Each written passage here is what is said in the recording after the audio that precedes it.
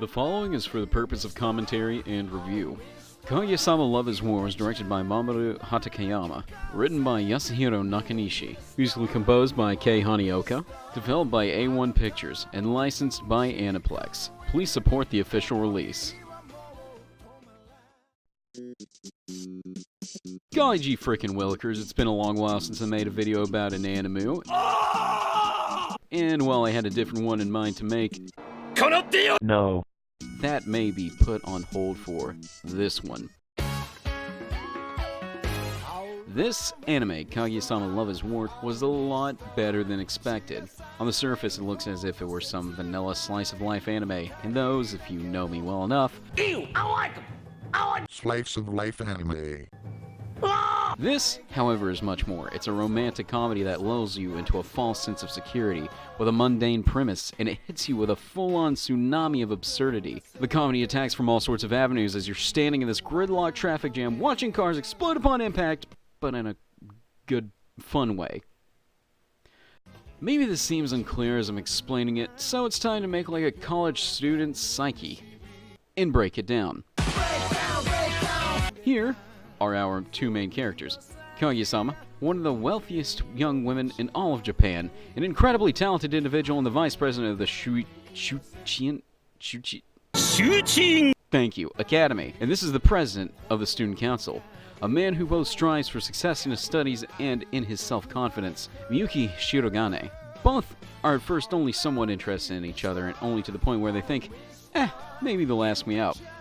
This gets them both nowhere, and as time marches on, they both become slowly more desperate, absurdly desperate, and yet neither one of them will admit their love to the other. The result is an endless game of cat and mouse and trying to goad their romantic nemesis into professing their love to the other because they're both stupid teenagers that are afraid of being vulnerable to the other, or else they'll essentially become their bitch.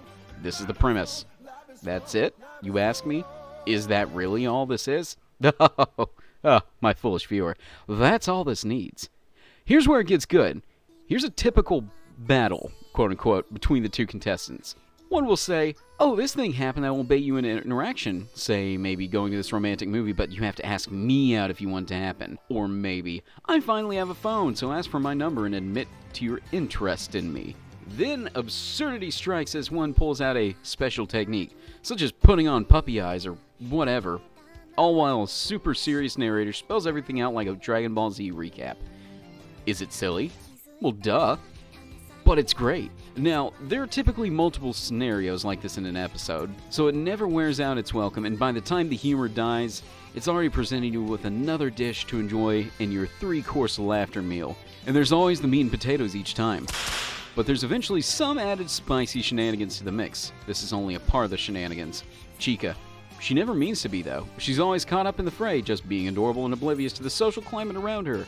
And this always throws a monkey wrench in the operations of one of these delinquents, and it is oh so delightful.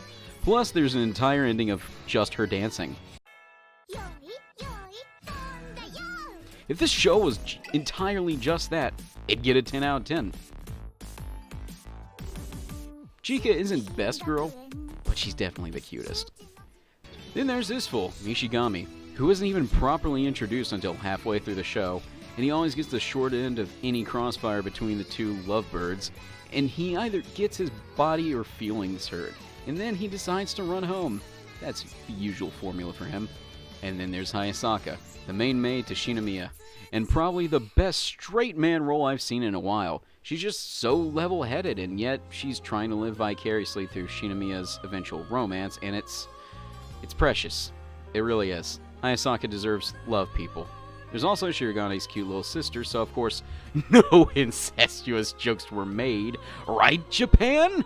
Right? But what's this? More characters, you ask? Nah, not really. Not many, and not many worth noting. Though there is a little sister to Chica. They mention Chica's dog once. But these characters are almost literally all it needs. The chaos that ensues from this anime spy versus spy nonsense should be enough, but these added characters... Listen, it's comedy gold, alright? Perfect bait and switch, miscommunication out the wazoo, enough gags running to start a marathon, like, what other convincing do you really need? fine. Okay. It's not all puppies and chicas, okay? It's not all good, happy times. It gets heavier in the feels department, as the 2012 kids would say, much more so towards the end. I won't give away a lot, but this level of mature drama was handled pretty well and was another pleasant surprise out of the show. Didn't make me cry or anything, but it did tug at my heartstrings like someone trying to tune their guitar.